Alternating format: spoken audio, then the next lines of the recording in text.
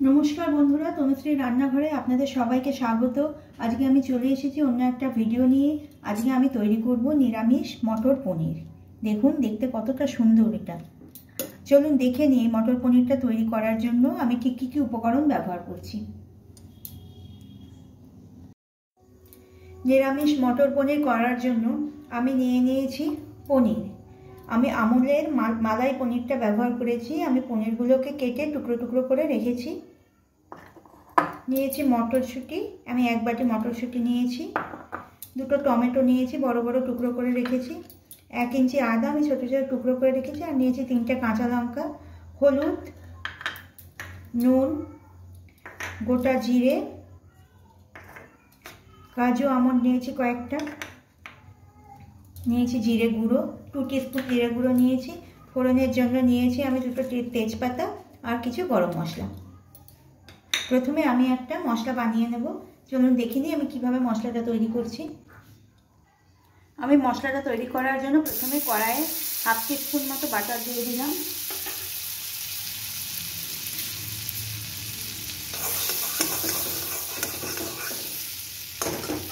এর মধ্যে আমি টমেটো কুচিগুলো দিয়ে দিচ্ছি।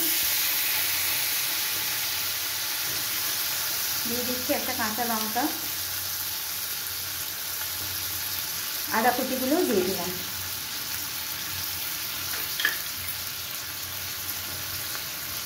আর কাজু আমন্ডগুলো দিয়ে দিচ্ছি। সবগুলো আমি ভালো করে একটু ভেজে নেব।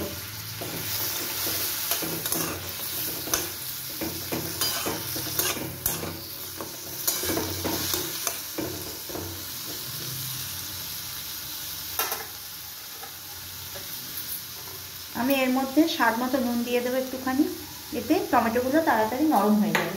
এবার আমি এটাকে চাপা দিয়ে দিচ্ছি।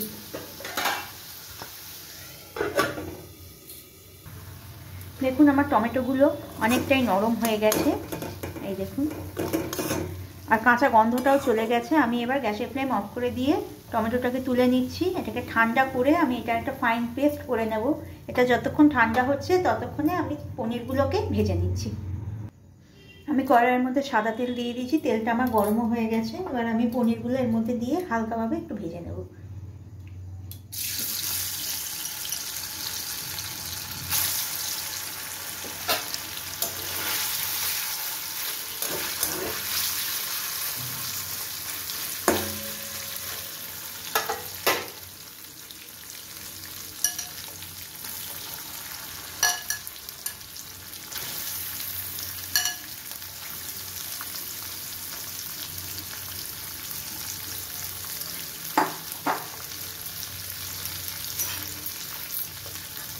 পনিরের মধ্যে আমি একটুখানি হলুদ গুঁড়ো দিয়ে দিচ্ছি, এতে কালারটা সুন্দর আছে।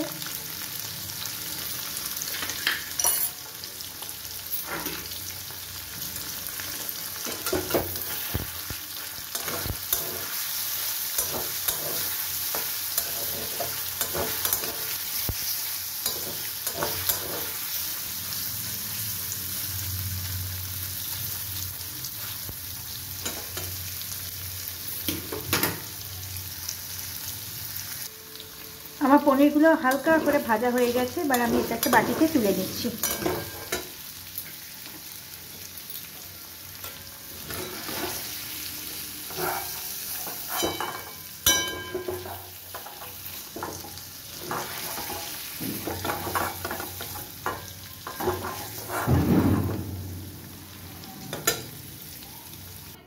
পনির ভাজা তেলের মধ্যে আমি 1/2 টিস্পুন মতো বাটার দিয়ে দিচ্ছি।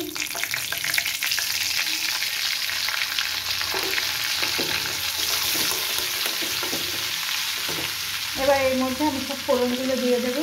2টো তেজপাতা, শুকনো লঙ্কা, জিরে আর গোটা গরম মশলা দিয়ে ভালো করে একটু নাড়াচাড়া করে নেব। একটু ভাজা হয়ে গেলে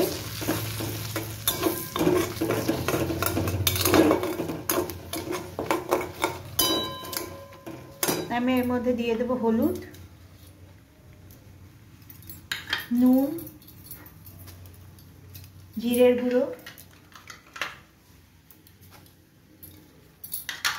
এটাকে এটাও একটু ভালো করে ভেজে নিয়ে আমি টমেটোর যে পেস্টটা করে রেখেছিলাম কাজু বাদাম দিয়ে, টমেটো দিয়ে আর আদা দিয়ে যে পেস্টটা আমি বানিয়ে রেখেছিলাম সেটা আমি দিয়ে দেবো।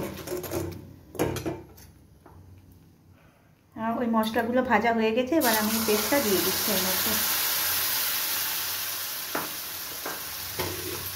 এবার ভালো করে সব মশলা আমি কষিয়ে নেব।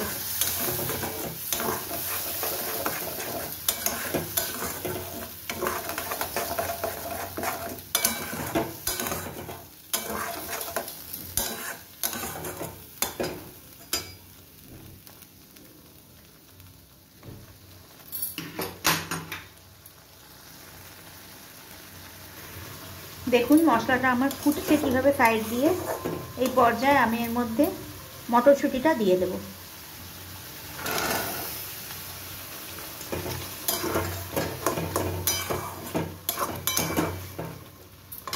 আর দিয়ে দেব চিনিটা।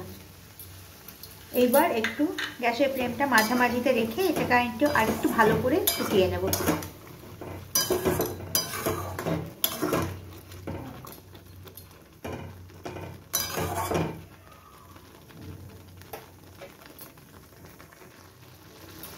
আমি মশলাটাকে 3-4 মিনিট ভালো করে কষিয়ে নিয়েছি। দেখুন মটরশুঁটিগুলো ফুলে অনেকটা বড় হয়ে গেছে আর অনেকটা নরমও হয়ে গেছে।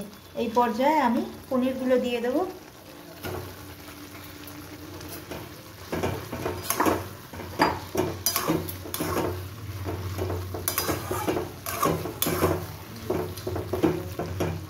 আর দিয়ে দেবো মেজারমেন্ট কাপে 4 ভাগের 1 ভাগ দুধ। এখানে আপনি ফ্রেশ ক্রিমও ব্যবহার করতে পারেন। আমার কাছে এখন ফ্রেশ ক্রিম নেই তাই আমি দুধ দিয়েছি, একটু সর সমেত দুধ দিয়েছি। এবার ভালো করে নাড়াচাড়া করে আমি এর মধ্যে 1 বাটি জল দিয়ে দেবো।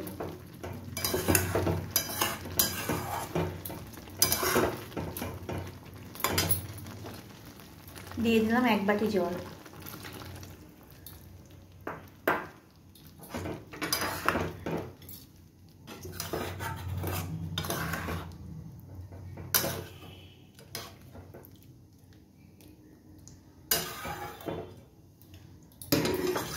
এইবার আমি চাপা দিয়ে মটরশুঁটিগুলোকে সম্পূর্ণরূপে সেদ্ধ করে নেব। 4 থেকে 5 মিনিট চাপা দিয়ে সেদ্ধ করলেই রান্না আমার কমপ্লিট হয়ে যাবে। মিনিট 4 হয়ে গেছে। এবার আমি আপনাদের খুলে দেখাচ্ছি কত সুন্দর ফুটছে। দেখুন গ্রেভিটাও দেখতে কত সুন্দর হয়েছে। আমার নিরামিষ মটর পনির শেষের পথেই হয়েই এসেছে প্রায়। আমি সব শেষে একটুখানি বাটার দিয়ে দিলাম আর দিয়ে দেবো একটুখানি গরম মশলা গুঁড়ো। আমি সানরাইজ শাহি গরম মশলা ব্যবহার করছি। ব্যাস তৈরি হয়ে গেল আমার মটর পনির, নিরামিষ মটর পনির। আমি গ্যাসের ফ্লেম অফ করে দিচ্ছি। আমি এবার এটাকে সার্ভিং বোলে ঢেলে নেব। ওপর থেকে 2টো কাঁচা লঙ্কা দিয়ে দিলাম চেরা। দেখুন তৈরি হয়ে গেল আমার নিরামিষ মটর পনির। উপোসের দিনের জন্য এই তরকারিটা কিন্তু একেবারেই প্রযোজ্য। আর রুটি, পরোটা, এমনকি গরম ভাতের সাথেও কিন্তু এটা খেতে খুব ভালো লাগে। তাহলে আজ এই পর্যন্তই থাক, আবার ফিরে আসবো অন্য কোনো রান্না নিয়ে। আপনারা ভালো থাকবেন, সুস্থ থাকবেন। আর হ্যাঁ, বাড়িতে একদিন কিন্তু এইভাবে মটর পনির করে দেখবেন। আর একটা কথা বলে যাই, যদি আমার রান্না আপনাদের ভালো লাগে তাহলে আমাকে প্লিজ লাইক, শেয়ার আর সাবস্ক্রাইব করে দেবেন।